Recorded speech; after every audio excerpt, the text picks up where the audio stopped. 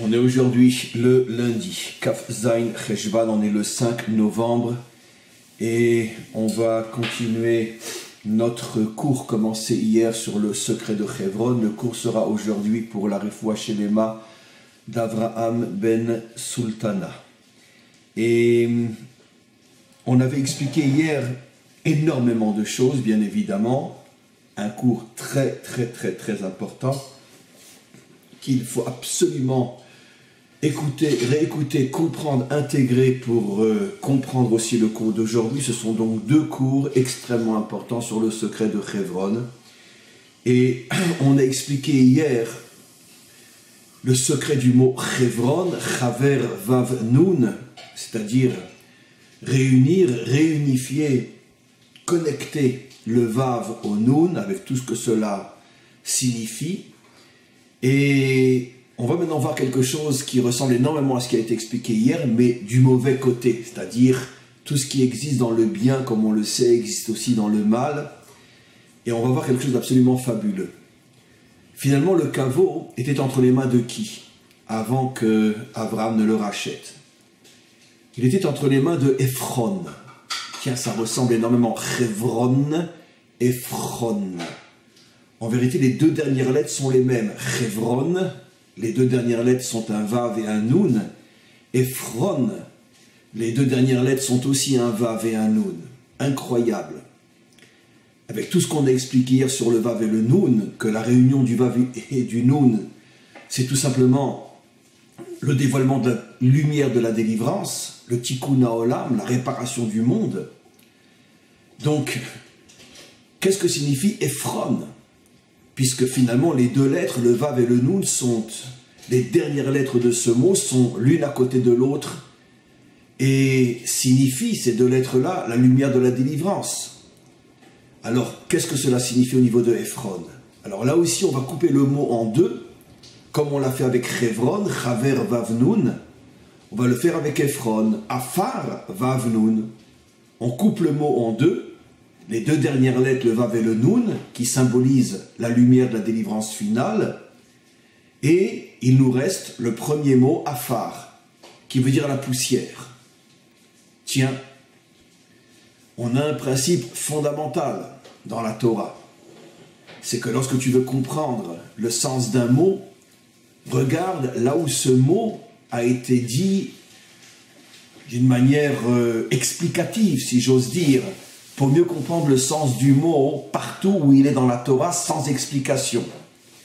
Par exemple, on sait très bien que le mot Tov, qui veut dire en traduction littérale bien, bon, signifie en vérité lumière. Ce qui est bon, c'est ce qui brille, c'est ce qui illumine, ce qui chasse l'obscurité. D'où le sait-on? Parce que la première fois que le mot Tov est dit dans la Torah, c'est au sujet justement de la création de la lumière.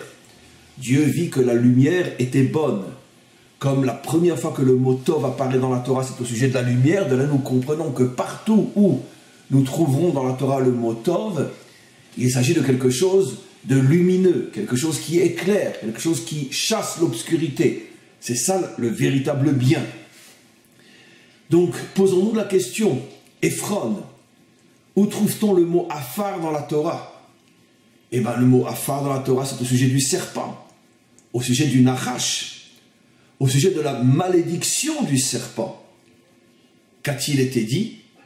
Et tu mangeras la poussière, tu ramperas à terre, et tu mangeras la poussière, ve'afar tochal kol yemei chayecha, tu mangeras la poussière toute ta vie.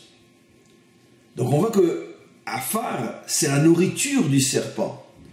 C'est donc la vie du serpent, comme le dit le verset, kol yemei chayecha.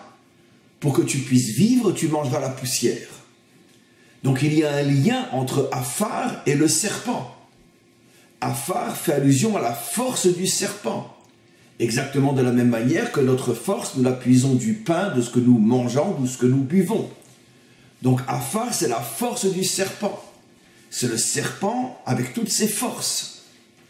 Et donc maintenant on comprend quelque chose d'extraordinaire. Avant d'être entre les mains d'Abraham, le caveau était entre les mains du serpent. Ephron, Afar, Vav Nun. c'est le Nachash qui était le propriétaire du caveau. Et pourquoi? Justement, Ephron, Afar, Vav, Nun. Il avait capturé le Vav et le Nun, il avait capturé la lumière de la délivrance, et il empêchait justement que se dévoile cette lumière. Parce que c'est tout le combat du Nachash. Et bien sûr, dans chaque génération, le Nachash s'habille d'une autre manière. Toutes les idéologies perverses, toutes les fausses religions, toutes les philosophies, tous les mensonges qui maintiennent l'humanité dans une prison mentale qui l'empêche de trouver, de voir et de suivre la vérité. Ça fait des millénaires que le Nachash, dans chaque génération, réinvente une nouvelle théorie, une nouvelle idéologie, de nouvelles normes, afin de perdre l'homme et de l'empêcher de sortir de sa prison mentale à l'intérieur de laquelle il devient de plus en plus fou, comme dans nos dernières générations, où l'idéologie du Nachash est devenue, a atteint des sommets qu'on ne pouvait même pas imaginer il y a encore un siècle, où les pires horreurs sur le plan moral, sur le plan sexuel, sur le plan familial, les pires horreurs sont devenues la norme, le standard, ce qu'il faut absolument reconnaître et atteindre, sinon tu n'es pas un homme normal, si tu n'es pas complètement fou, si tu n'es pas devenu un débile mental, si tu n'es pas devenu un animal qui marche sur deux jambes, tu n'es plus un homme normal, et tout le monde adhère à cette idéologie qui nous transforme en singe.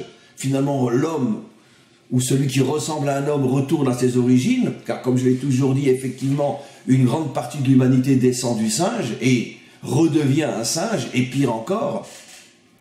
Et donc, aujourd'hui, cette idéologie, il y a 2 siècles, il y a 3 siècles, c'était une autre idéologie, et dans toutes les générations, le Nachash a constamment créé des idéologies, soit laïques, soit philosophiques, surtout religieuses, qui ont finalement égaré complètement l'homme et l'ont maintenu dans sa prison à lui, parce que son intérêt, c'est d'empêcher l'homme de découvrir la vérité vraie, afin de pouvoir dévoiler ce que j'ai appelé hier, ce que nos maîtres appellent le Or HaGanuz, la lumière cachée, qui est la lumière de la délivrance.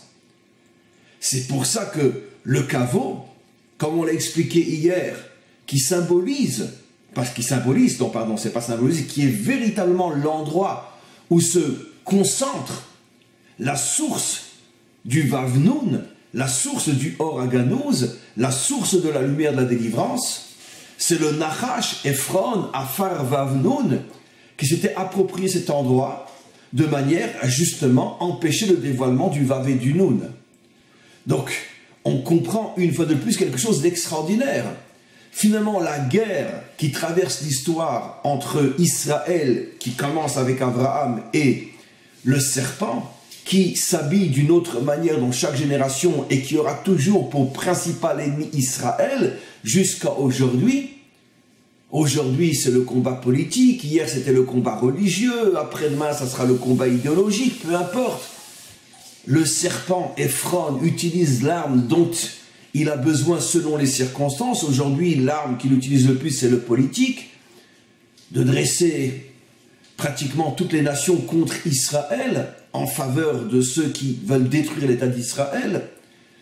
Il y a quelques siècles, c'était la religion, les Juifs ont tué Dieu, peu importe. Et donc, c'est le combat entre Israël et le serpent, parce que le serpent sait que seul Israël peut dévoiler le Vav Nun, peut dévoiler le Or HaGanuz, peut dévoiler la lumière de la délivrance, parce que seul Israël a reçu la terre d'Israël, et seulement dans la terre d'Israël se trouve la source du Or HaGanuz, et en particulier à Hebron. Et c'est là que le Nachash va s'attaquer. On comprend même jusqu'à aujourd'hui que finalement la ville de Hebron à 99,9% est encore entre les mains d'étrangers, et finalement Israël a pu récupérer tant bien que mal, avec toutes les difficultés, la petite partie du caveau et ce qui tourne autour, quelques minables habitations autour. Je dis minables dans le sens qu'ils vivent des géants, mais minables dans le sens que c'est honteux le fait qu'on ne laisse qu'une dizaine de familles s'installer à cet endroit-là, alors que c'est la ville éternelle d'Israël, et 99,9%, j'avais fait un live à ce sujet, de la ville est entre les mains d'étrangers, qui d'ailleurs, Hebron aujourd'hui est l'une des villes économiques des plus puissantes de ce que possèdent les étrangers sur notre terre. Donc, jusqu'à aujourd'hui, cette vérité reste malheureusement et horriblement vraie. Nous n'arrivons pas à récupérer Hebron. Heureusement, le caveau est plus ou moins entre nos mains, et même ça, c'est complètement faux, puisque par exemple, ce Shabbat, nous avons pu prier avec des milliers d'autres dans l'endroit où est enterré Yitzhak, mais durant toute l'année, Yitzhak et Rivka, mais durant toute l'année, pratiquement à 2 ou 3 exceptions près, le Oulam, c'est-à-dire la salle dans laquelle sont enterrés Yitzhak et Rivka, est fermé, interdit aux Juifs. Il n'y a que les musulmans qui peuvent y rentrer, et c'est précisément là-bas qu'ils ont fait leur mosquée principale. 2 ou 3 fois par an, on a le droit de rentrer, entre autres dans le Shabbat qui précède Shabbat Hayesara. Donc, une grande partie du caveau n'est pas encore véritablement entre nos mains. Comme d'ailleurs le Har HaBayit, le mont du Temple, on n'a que le Kotel, mais l'essentiel du mont du Temple n'est pas encore entre nos mains.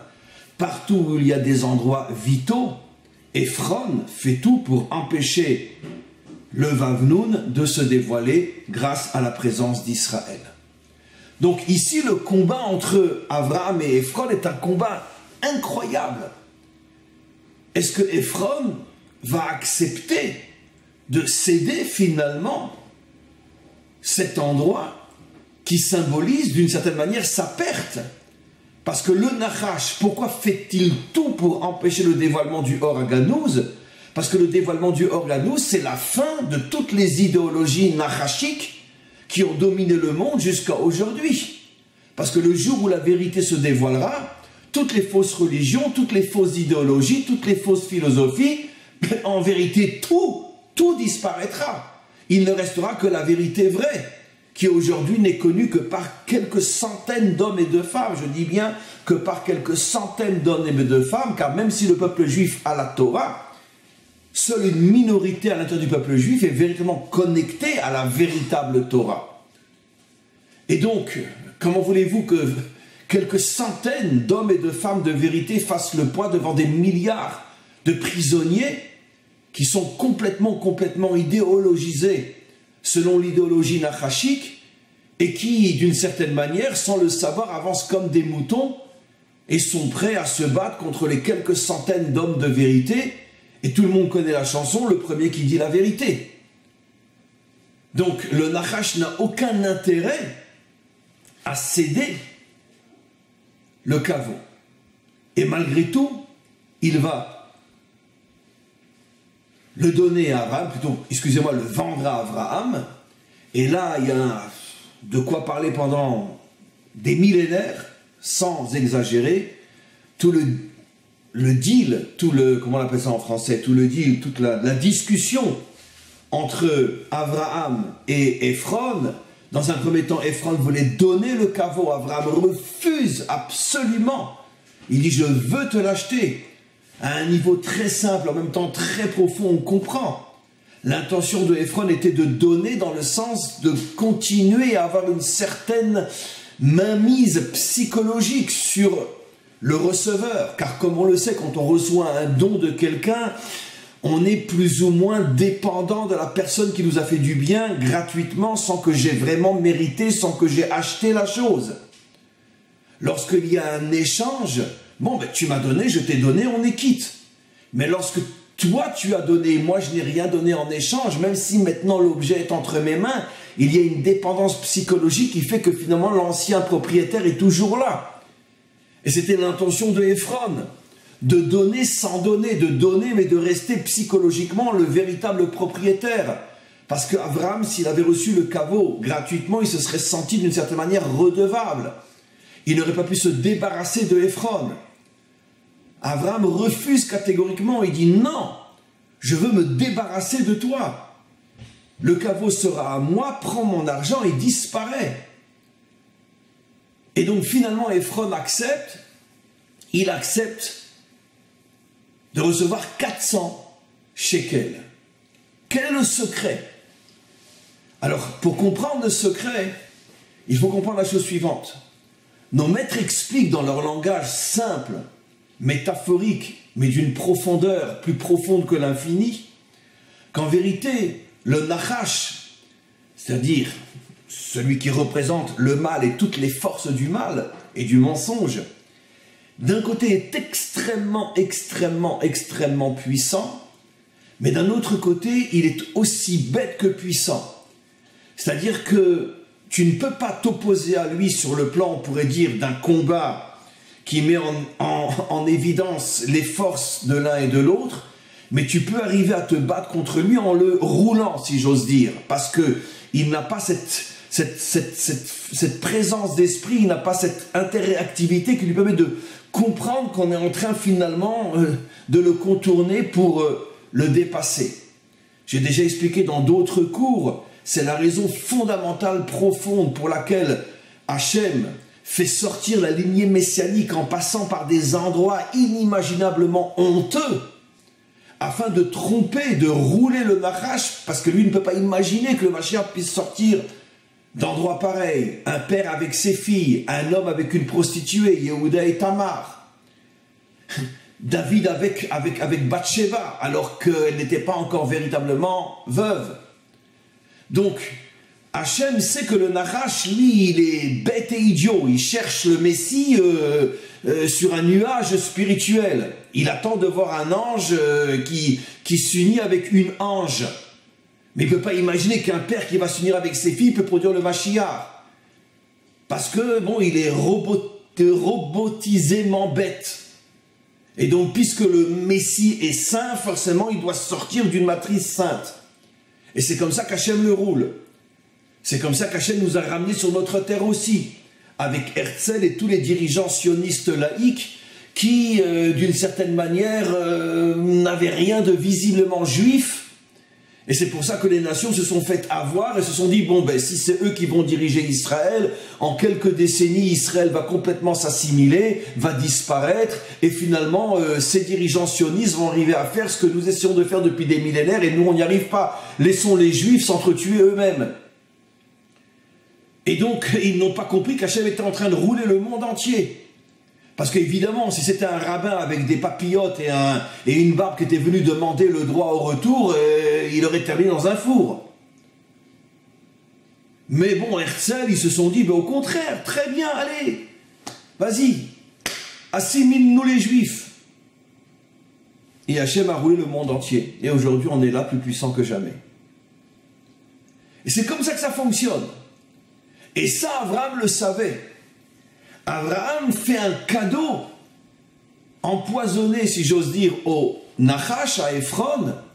Il lui dit, tu sais quoi, regarde, donne-moi le caveau, je te donne 400. À quoi fait allusion le 400 qui a roulé le Nachash? Explication extraordinaire. 400 est la valeur numérique de la lettre Tav. Tav, qui est la première lettre du mot Tohu. Le monde était Tohu et Bohu. Alors ça, c'est le texte, bien sûr, pour ceux qui ne savent que le lire. Qu'est-ce qui se cache derrière ce texte? Qu'est-ce que signifie le Tohu? Nos maîtres nous expliquent que le Tohu est le monde énergétique auquel se relient toutes les forces du mal. Donc le Nachash, c'est comme si vous voulez, c'est la pompe d'essence, ou c'est la nourriture, ou c'est la prise à laquelle on branche notre portable tous les soirs lorsqu'il est pratiquement vide, c'est la batterie. Pourquoi le Olamat Tohu est la batterie du Nachash? C'est comme on l'a expliqué dans différents cours, le Tohu c'est le monde dans lequel il y a une séparation totale entre les énergies spirituelles et les énergies matérielles. Donc une séparation totale entre le Vav et le Nun. Comme on l'a expliqué hier, entre l'âme et le corps, entre Dieu et son monde, entre l'Église et l'État. Ça veut dire que le Olam Tohu est un monde dans lequel, si tu es branché à ce monde, tu ne peux plus en aucun cas concevoir qu'on puisse unir l'âme et le corps, Dieu et son monde, le monde d'en haut et le monde d'en bas, la morale et l'action, ou la morale et la politique. Qui aujourd'hui peut concevoir qu'on peut être un homme politique moral? Qui aujourd'hui peut concevoir qu'on peut être un homme moral et rentrer en politique? C'est ça le monde du Tohu. Tu choisis, ou tu es en haut, tu es en bas. Mais tu n'essayes pas d'être les deux. C'est-à-dire tout le contraire du Organouz, tout le contraire de l'union entre le Vav et le Nun, tout le contraire de l'union entre le monde d'en haut et le monde d'en bas. 400 fait allusion au Tav, la première lettre du mot Tohu.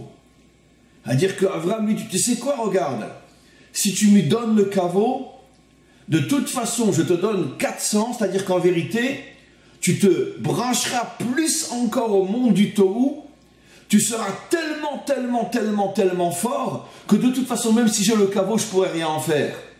Puisque, justement, toute la force du Olam HaTohu, c'est de séparer le Vav du Nun.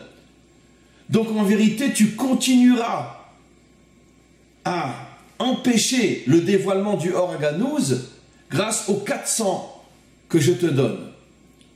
Entre parenthèses, ces 400 vont devenir après les 400 soldats avec lesquels la semaine prochaine, non cette semaine pardon, la semaine prochaine, Esav va venir à la rencontre de Yaakov avec 400 soldats, mais finalement ces 400 soldats n'iront pas jusqu'au bout.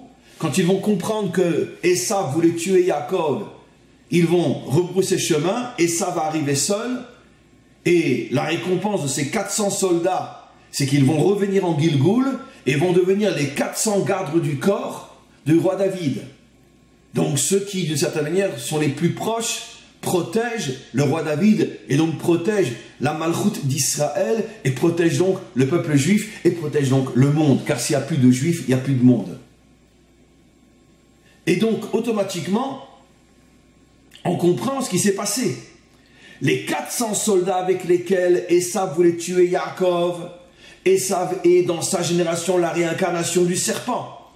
Il vient avec les 400 forces du Olam HaTohu, c'est-à-dire que sa batterie est complètement branchée.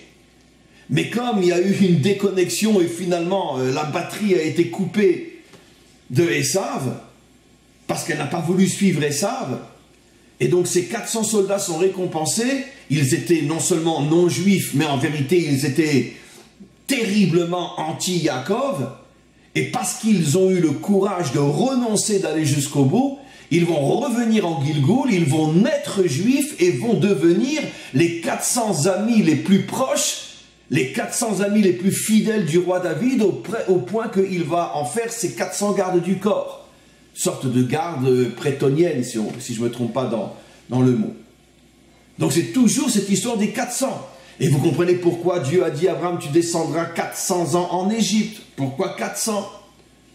On comprend énormément de choses maintenant, parce que 400 fait toujours allusion au Tohu. Et donc le Tohu, c'est la cause de l'exil. Tant qu'on sépare le monde d'en haut du monde d'en bas, on est en exil. Donc 400 ans, vous serez en Égypte. 400 soldats d'Esav, 400 pièces que Abraham donne au Nachash. Et donc le Nachash s'est fait complètement rouler. Le Nachash s'est dit, mais attends, mais Abraham, il est de chez nous. S'il me donne 400 pièces, ça veut dire qu'il veut au contraire me brancher plus fort encore au monde du Tohu, pour que je sois encore plus fort que je ne l'étais. C'est-à-dire que finalement, bon, ben, c'est comme si je te prends d'une main et je me donne dans l'autre main. Abraham, c'est moi. Abraham lui a fait croire qu'en vérité, il était de son côté à lui, du Nachash. Et ça a marché. Parce que le Nachash est aussi bête qu'il est puissant. Il est d'autant plus bête qu'il est puissant. Et ça a marché. Abraham lui a laissé sous-entendre, non, moi je ne me bats pas contre toi. Je suis avec toi, la preuve, regarde, 400, Tav, Tohu, je ne veux que renforcer ta force. Allez, et ça a marché. Quelque chose d'extraordinaire. On va voir maintenant encore, dans un autre aspect, tout ce qu'on a expliqué. Le Vav et le Nun, disent nos maîtres, c'est en vérité aussi la réunion, comme je l'ai expliqué, entre le monde d'en haut, le monde d'en bas. Entre l'âme et le corps, entre le spirituel et le matériel, entre la morale et la politique, entre la foi et l'action, entre tous les contraires. Mais c'est aussi le symbole de l'union entre l'homme et la femme, le couple véritable, le couple saint dans les deux sens du terme, avec et sans T, le couple libérateur. Parce que nos maîtres révèlent au sujet du couple quelque chose d'absolument incroyable. Finalement, toute l'histoire du monde et sa chute jusqu'à la délivrance finale, tout a commencé par l'histoire d'un couple qui n'a pas bien fonctionné, puisque le serpent est arrivé à s'introduire entre les deux. C'est-à-dire est arrivé à briser finalement l'union entre Adam et Chava. Puisqu'effectivement, disent nos maîtres, pendant 130 ans, après la faute, Abraham n'a plus touché Chava. Ce qui veut dire que le Nachash voulait séparer l'homme de la femme, parce que la séparation de l'homme et de la femme signifie la séparation entre l'âme et le corps, la séparation entre le monde spirituel et le monde matériel, la séparation entre Dieu et son monde, la séparation entre la morale et l'action, la séparation entre tout ce qui devrait être un et qui ne l'est plus. Et l'une des plus grandes preuves à ce que nous disons, c'est que le symbole de la délivrance est le verset en ce jour Dieu sera un, Bayom Haouye Hashem Echad, et au sujet de la création de l'homme et de la femme, il est dit, ils s'uniront et ils seront un, le même mot, Echad, comme pour dire que le dévoilement du Dieu un dépend de l'union parfaite entre l'homme et la femme, le couple parfait, parce que l'union entre l'homme et la femme est le microcosme de l'union de tous les contraires dans ce monde. Et donc un couple parfait a la force d'amener la délivrance finale. Et c'est la raison pour laquelle le Nachash a séparé Adam et Chava, parce que si Adam et Chava avaient réussi à s'unir dans le sens le plus parfait et saint du terme, ils auraient mis au monde le Mashiach. Et le Nachash savait que de cette union dépend la venue du Mashiach, car seul un couple parfait peut mettre au monde le Mashiach. Et donc s'ils sont parfaits et sont unis d'une manière parfaite sur le plan physique, moral, spirituel, il n'y a aucune faille entre eux, ils vont mettre au monde le Mashiach et je vais disparaître. Et il fait tout pour les séparer et il réussit. Et depuis, disent nos maîtres, dans chaque génération, le Nachash, l'un de ses combats, et disent nos maîtres et surtout le Ari Akadosh, dans toutes les générations, le Nachash essaye, parmi toutes les guerres qu'il mène, l'une des plus importantes est de casser les couples, casser les familles, divorce, adultère, infidélité, on ne se marie plus. Et le Ari Akadosh, il y a 500 ans déjà, disait que le dernier grand combat, le plus important de tous du Nachash, sera justement juste avant la délivrance finale, où toutes les générations avant la délivrance finale seront complètement esquintées par le Nachash, qui fera tout pour multiplier les divorces, qui fera tout pour empêcher les mariages, qui fera tout pour multiplier les adultères, les infidélités, et tout ce qui détruit l'homme et la femme, tout ce qui détruit le couple.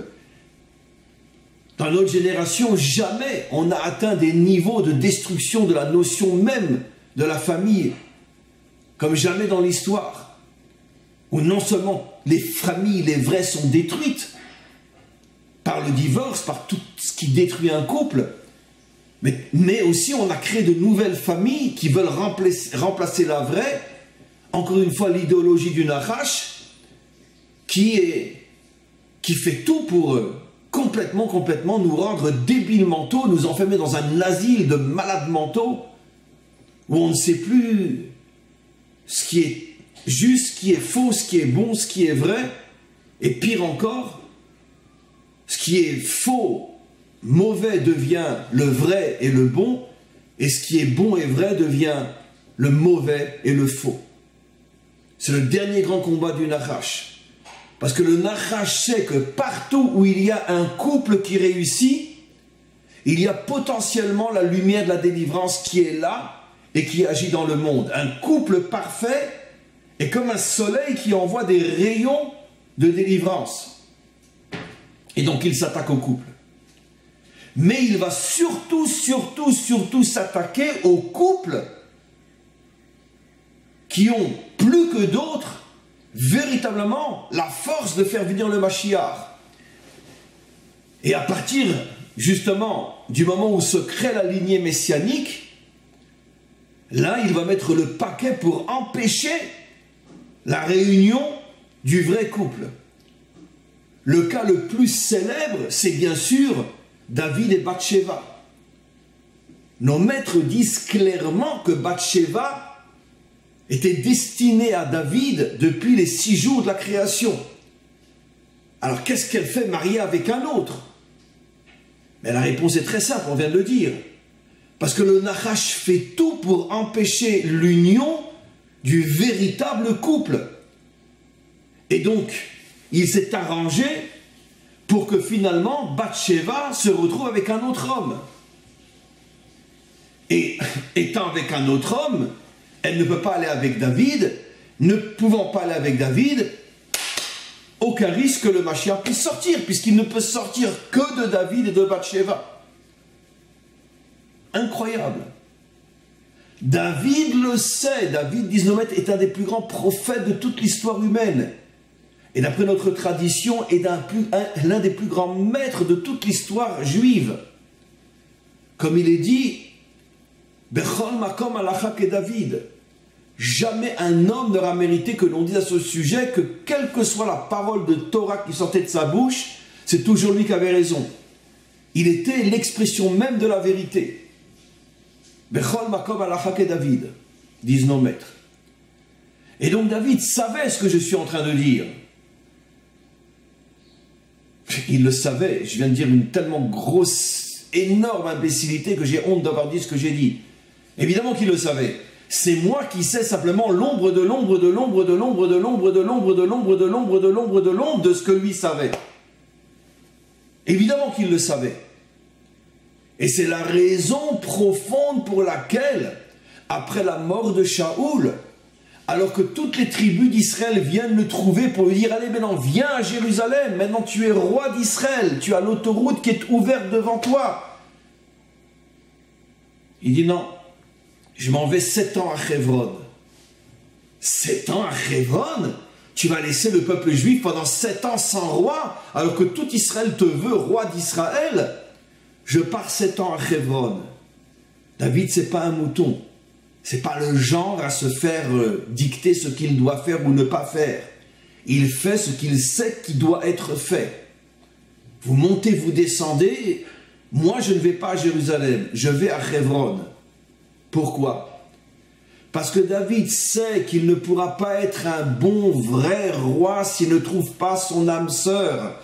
Et il sait que depuis que le Nachash a séparé Chava de Adam, dans toutes les générations, le Nachash sépare les véritables âmes sœurs. Il empêche leur retrouvaille pour empêcher la lignée messianique de se dévoiler. Et surtout lorsqu'il s'agit d'un homme comme David, qui est la source fondamentale de la royauté messianique. Ah donc lui c'est sûr qu'à son sujet le Nachash va mettre le paquet pour l'empêcher de trouver son âme sœur. Et pourquoi donc va-t-il à Hebron? Lechaber et Vav et Nun. Hebron signifie l'union entre le Vav et le Nun, entre le masculin et le féminin. Il va à Hebron pour prier pendant 7 ans. Hachem, maître du monde, je n'irai à Jérusalem que si tu me promets que là-bas je rencontrerai mon âme sœur. Je sais qu'elle est prisonnière quelque part entre les mains d'un homme qui n'est pas son véritable âme sœur, qui n'est pas son véritable mari. Je t'en supplie, ramène-la moi, car je ne pourrai pas être un vrai roi si je ne l'ai pas, car pour être un vrai roi, j'ai besoin d'avoir mon âme sœur. Car seulement ensemble nous pouvons construire, renforcer et dévoiler la lignée qui amènera le Mashiach. Et si je ne la trouve pas, ma royauté ne sert à rien. Je ne cherche pas à être un dirigeant politique. Je ne cherche pas à avoir le pouvoir. Je n'ai strictement rien à faire. Je veux construire ton monde. J'ai besoin d'elle. Où est-elle? Il part 7 ans prier à Hebron.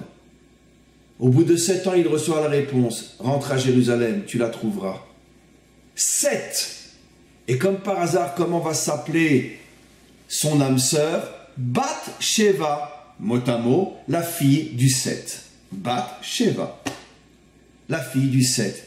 Elle est le produit, la fille de ces 7 ans de prière à Hebron. Pendant 7 ans, il prie pour la retrouver jusqu'au jour où Hachem lui dit, vas-y, Bathsheba, tu l'as fait naître cette fille-là, elle reviendra à toi. Voilà le secret extraordinaire. Ce qui veut dire que je peux vous dire aussi quelque chose d'extraordinaire, que je pense qu'il n'a encore jamais été dit. C'est que pour tous ceux qui ont des difficultés à trouver leur âme sœur, pour tous ceux qui ont des problèmes de couple, l'endroit privilégié où il faut aller pour prier et demander de pouvoir trouver son âme sœur, ou de demander à Hachem de nous aider à construire notre couple s'il est en difficulté, l'endroit privilégié, c'est le caveau des pères, où comme par hasard sont enterrés les 3 couples symboles de la réussite au niveau familial, puisque ce sont les 3 couples qui ont fondé le peuple juif, qui est le seul peuple qui vit aujourd'hui et qui continue à vivre plus fort, plus puissant que jamais, qui a traversé toute l'histoire. La famille d'Israël n'a pas disparu grâce aux fondateurs de cette famille qui ont réussi leur vie de couple. Et ils sont à Hebron. Et donc, un endroit extrêmement important. Il est vrai qu'il y avait encore énormément de choses à dire, mais on va s'arrêter là pour aujourd'hui. Ces 2 cours sont 2 cours absolument fondamentaux qu'il faut écouter et réécouter. Et on se retrouve tout à l'heure, pour ceux qui, à Jérusalem, viendront m'écouter, chez la famille K1. Ce cours sera bien sûr sur le site aussi cette semaine, le cours de chez K1. Et on se retrouve demain. On continue notre étude, si Dieu veut, sur le Rav Kook. Et mercredi, cours sur la paracha. À tous et à toutes, une très très bonne journée.